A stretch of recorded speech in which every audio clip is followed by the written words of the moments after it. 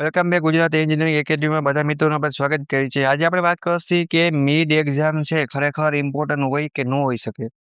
હવે ઘણા બધા મિત્રોને કેવું હોય કે 60% વાળી લેવી હોય, બરાબર? 60% વાળી એસપીઆઈ લેવા હોય, પછી સીપીઆઈ બધું લેવું હોય, બરાબર છે? સીપીઆઈ છે, સીજીપીએ બધું લેવું હોય। તો ઘણા બધા મિત્રોને એવું થાય સર જીટીમાં ફૂલ ખેંચી લેશી, પણ અમારે મિડમાં કાંઈ એટલું ધ્યાન દેવાનું થતું નથી।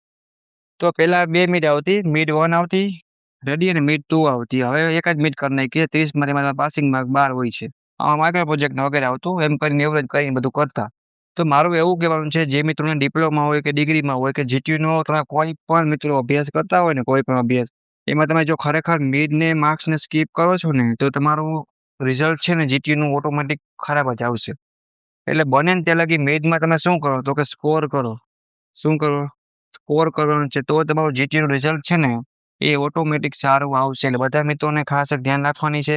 અમે ફૂલ વિડીયો છે એમાં પણ સમજાવેલ છે, એ વિડીયોની લિંક તમે નીચે ડિસ્ક્રિપ્શનમાં મિત્રો આપેલી છે।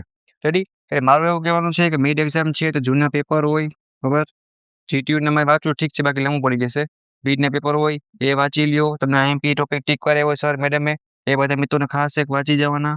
રેડી? અને સારી રીતે પેપર સ્ટાઇલ પ્રમાણે લખવાનું, એટલે જેથી કરીને બને એટલા મિડના માર્ક્સ છે એ શું થાય કવર થાય। જો મિડનું રિઝલ્ટ સારું આવશે ને, પછી એક આપણે વાઇવા હોય, તમને ખબર હોય તો વાઇવા હશે, પછી સબમિશન, આ બધું તમે કરાવો ને સારી રીતે કોલેજ લેવલનું જે ઇન્ટરનલ રિઝલ્ટ કહેવાય, એટલે તમારું જીટીયુનું છે ને મિત્રો, એટલે અઘરો ગયો હોય ને તો પણ ઓટોમેટિક 6, 7 કે 8 એસપીઆઈ છે ને આપણે આરામથી રમતા રમતા આવી જાય। એટલે એ વસ્તુ ખાસ ધ્યાન રાખજો। ઘણા બધા મિત્રો છે નવા હશે ને ખબર નથી હોતી, જૂનાને ખબર નથી। આખી આખી સિસ્ટમ છે ને મિત્રો જીટીયુની રિઝલ્ટની એ ટાઈપની છે કે સુધારવું હોય ને તો મિડથી જ જવું પડે। પેલું લેવલ આપણે જોવા જઈએ ને તો મિડ આવે, પછી વાઇવા છે, સબમિશન કે જે તમારું લેવાય એ, પછી તમારી જીટીયુ, બાકી તમારું ક્રેડિટ હોય સબ્જેક્ટની, કોઈ 150 હોય, કોઈ 100 હોય। આખે આખી ધ્યાન આપો ને ત્યારે તમારું રિઝલ્ટ સારું આવે। તો બને એટલું મિડમાં વાંચો, પ્રેક્ટિસ કરો અને સારી રીતે સારા માર્ક્સ લઈ આવો અને ખેંચી લ્યો। જ્યારે મિડ આવે ખબર પડે ત્યારે બાકાચીકી બોલાવવાની, મતલબ કે વાંચવા બેસી જવાનું એમ, પણ યુદ્ધ કરવા ક્યાંય જવાની જરૂર નથી। એટલે મિડમાં સ્કોર કરો, જીટીયુનું રિઝલ્ટ ઓટોમેટિક સારું આવશે। ઓકે?